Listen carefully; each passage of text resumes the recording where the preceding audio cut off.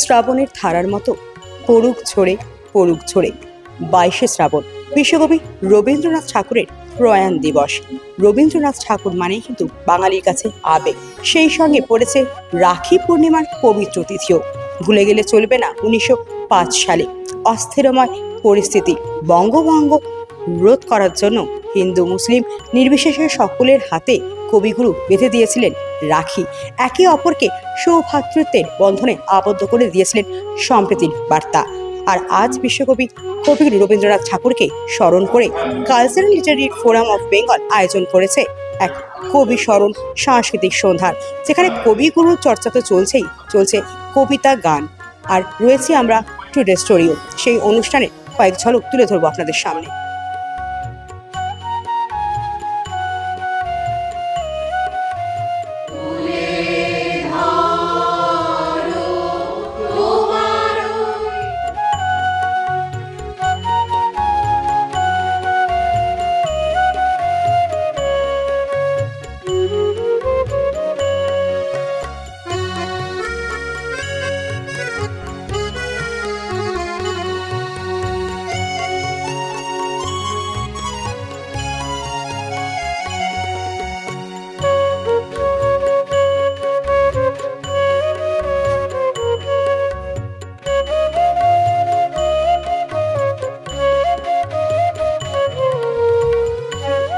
উৎসবের সূচনা করলেন রবীন্দ্রনাথের হাত ধরেই রাখি বন্ধনের সূচনা হয়েছিল, তো কি বলবেন সব?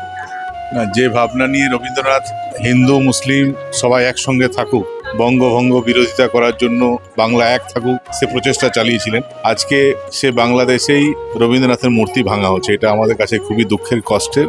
এবং আজকে এই রাখি বন্ধনের মাধ্যমে আমরা আবার ওই মেসেজ দিতে চেয়েছি যে রবীন্দ্রনাথ যে স্বপ্ন দেখেছিলেন সারা বিশ্বকে নিয়ে, ভারতবর্ষকে নিয়ে, সে স্বপ্ন যেন আবার বাস্তবে রূপায়িত হয়। দীর্ঘদিন ধরে রবীন্দ্রনাথের নিয়ে চর্চা করছো, রবীন্দ্রনাথ নিয়ে বললে কতটুকু বলবে? আসলে আমি তো শুধু রবীন্দ্রসঙ্গীত শিল্পী নই, আমি পঞ্চকবির গানের পায়োনিয়ার শিল্পী এবং পুরাতনী বাংলা গান, বাংলা থিয়েটারের গান সব কিছু নিয়ে চর্চা করি। কিন্তু এই রবীন্দ্রনাথ তো মধ্যে সূর্য, আমাদের জীবন আবৃত করে রেখেছেন রবীন্দ্রনাথ। আর রবীন্দ্রনাথের কথা আমি শুধু বলবো যে সবাই যেন গান ওই সুরে গেয়ে আর কত সকাল থেকে কাজ পাবো সেটা না করে রবীন্দ্রনাথের গানের কথা পড়লে জীবনের অর্থ বোঝা যায়, জীবনের মানে বোঝা যায় এবং সবাইকে নিয়ে পথ চলতো। ওই একা খাবো একা পড়বো, এইটা রাখি বন্ধন মানেই কিন্তু ভ্রাতৃত্ববোধ। এই ভ্রাতৃত্ববোধটা আজকে কোথায় গেছে? সব এক একটা ইভেন্টে পরিণত হয়েছে, কিন্তু মানুষ মানুষের জন্য বা মানুষ মানুষের পাশে, এই জিনিসটা যেদিন আসবে আমার মনে হয় সেদিন রবীন্দ্রনাথ তথা তার চারপাশে যেসব গুণী মানুষ ছিলেন তাদের স্বপ্ন সাকার হবে। দিদি, এই যে কবিগুরুকে শ্রদ্ধা জানিয়ে তার প্রয়াণ দিবসে রাখি পরানো হলো সবাইকে, তিনি তো রাখি উৎসবের সূচনা করেছিলেন, তো কেমন লাগছে?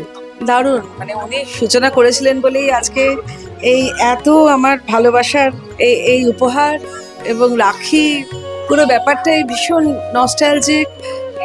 আসলে তাই নয়, এই প্রোগ্রাম ফিরে ফিরে আসুক, আমরা ভালোবাসি। এবং যে নারী শক্তি আজকে দেখলাম, যা সুন্দর ওদের কণ্ঠ, যা সুন্দর ওদের উপস্থাপনা, মানে আমি তো আপ্লুত। ওপার বাংলায় যখন কবিগুরু রবীন্দ্রনাথ ঠাকুরের মূর্তি ভাঙা হয়েছিল, অবনীন্দ্রনাথ ঠাকুরের বাড়ি ভেঙে গুঁড়িয়ে দেওয়া হয়েছিল, তখন কিন্তু সর্বপ্রথম পথে নেমেছিল প্রতিবাদ জানিয়ে cultural literary forum of Bengali. তারা কবিগুরুকে স্মরণে রেখেছে, আজও স্মরণ করে রাখি বন্ধন উৎসব পালন করলেন। ক্যামেরায় শুভায়নের সঙ্গে আমি পল্লবী, টুডে স্টোরি, কলকাতা।